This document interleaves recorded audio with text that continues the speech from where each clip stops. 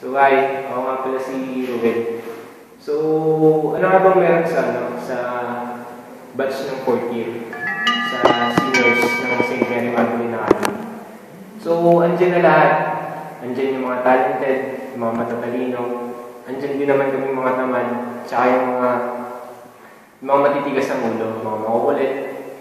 Pero mahal namin yung mga teachers, mahal namin yung school na to. Tapos nagsisipag din kami. Ano ba? Mahal namin ang isa't isa.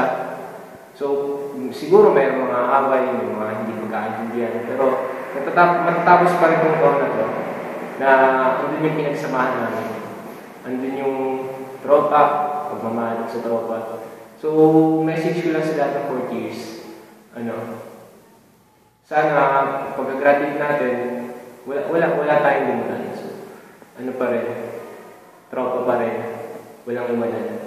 So, pinapasalamatan ko nga pala, first si God, kasi eto na ako, dito na ako sa pangalawang yugto ng buhay ko, na gagraduate na ako ng high school.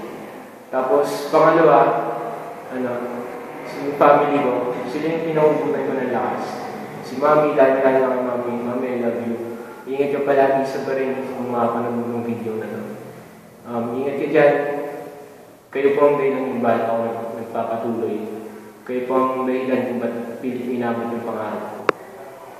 Second, syempre, hindi ko pa rin nakakalimutan sina Tita Del. Tita Del, maraming salamat po. Kung mapapanood nyo rin yung video na to, utang ko po sa inyo ang lahat. Talagang grabe po yung naitulong sa akin. Sobra. Tsaka syempre po, sa inyo rin po, Teacher Lita, tsaka kay Teacher Leia. Malaki po yung naitulong nyo na may pagpatuloy ko po yung pag-4th year po dito. Kahit po na bibig kami, tinulungan niyo pa rin po kami, tapos po, kumbaga, binigyan niyo pa rin po kami pag-asa. Binigyan niyo po pag-asa para hindi ako tamarin yung 4th year high school.